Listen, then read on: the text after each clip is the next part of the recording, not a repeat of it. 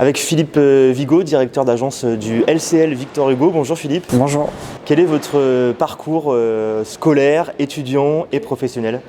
Je suis passé par l'alternance, mais moi dans un autre domaine, sur la vente de véhicules. Et quand j'ai fini cette alternance, j'avais le goût du travail. Enfin voilà, j'avais compris que je me plaisais en entreprise, mais il me manquait quelque chose. J'avais besoin d'aller plus loin avec les clients et pas juste du one shot, aller plus loin dans la relation. Donc j'ai décidé de poursuivre mes études sur un bachelor classique, pas spécialisé banque. Puis après, j'ai fait un master spécialisé finance internationale à l'INSEC à Bordeaux.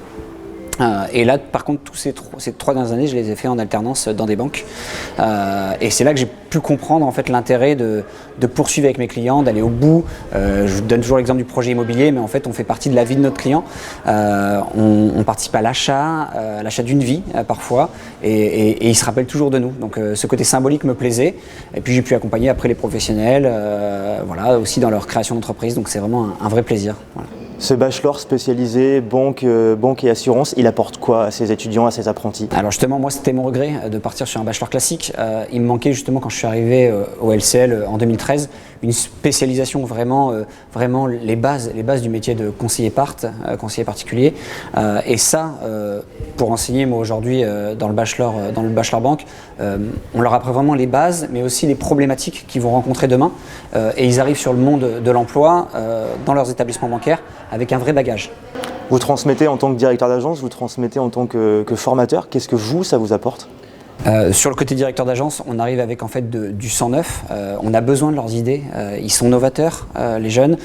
Ils sont 2.0, je vais faire un peu le réac, mais ils sont nouvelle génération. Donc en clair, nous, on a besoin de toucher tous nos clients avec nos outils, le smartphone, nos applications, etc. Et les jeunes maîtrisent tout ça, sont dans le monde d'aujourd'hui, sont dans le monde actuel. Et ensuite, côté intervenant, moi, ça me fait progresser moi en fait. C'est moi l'intervenant, mais c'est moi qui progresse, puisqu'en fait, chaque jour, j'apprends à leur côté.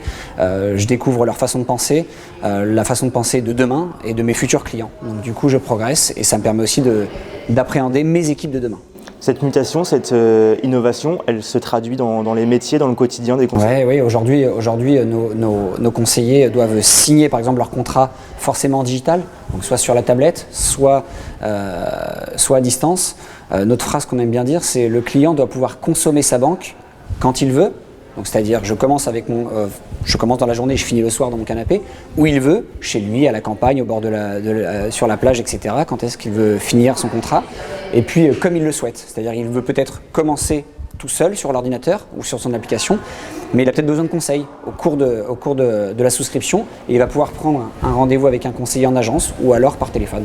Donc c'est vraiment tout ce cursus, le omnicanal est vraiment présent. Vous voyez ces jeunes en entreprise, vous voyez ces jeunes à l'école, qu'est-ce qu'ils apprennent dans ces deux mondes différents mais complémentaires ? La maturité. C'est très intéressant de discuter avec eux les premiers jours. Ils ont une fougue, mais ils ont aussi plein d'envie, etc. Et puis à la fin de l'année, ils ont vraiment évolué et toutes leurs pensées sont vraiment bien structurées, sont structurées en faveur de l'entreprise. C'est vraiment bien fait. J'ai la chance de les accompagner sur le projet professionnel, c'est-à-dire qu'un projet qu'ils mènent du début de l'année à la fin avec des missions et des actions en agence. Et on voit au départ qu'ils n'avaient pas forcément d'idées et que premièrement les actions viennent d'eux et ensuite elles sont abouties, elles vont des fois plus loin que ce que l'établissement bancaire souhaitait. En 2023, en Charente, si on fait l'état des lieux, est-ce que la banque recrute toujours ? Oui, c'est pour ça qu'on est très content que l'OGEC Sainte-Marthe-Chavennes crée un bachelor à Angoulême. J'ai une anecdote, en avril dernier, j'avais besoin de recruter un bachelor et malheureusement on était obligé de l'envoyer soit à Saintes, soit à Bordeaux, soit à Poitiers, ce qui était pour nous gênant et ce qui gênait en fait nos recrutements, puisqu'en clair, ils me disaient oui, il faut que je prenne un appartement à Angoulême et un appartement dans l'autre ville. Là, en clair, on va avoir le plaisir d'avoir quelque chose au centre de la Charente, à Angoulême, dans une école qui est connue et reconnue. Donc pour nous, c'est un vrai plaisir de pouvoir accompagner un partenaire comme l'OGEC. Merci beaucoup Philippe Vigo. Merci.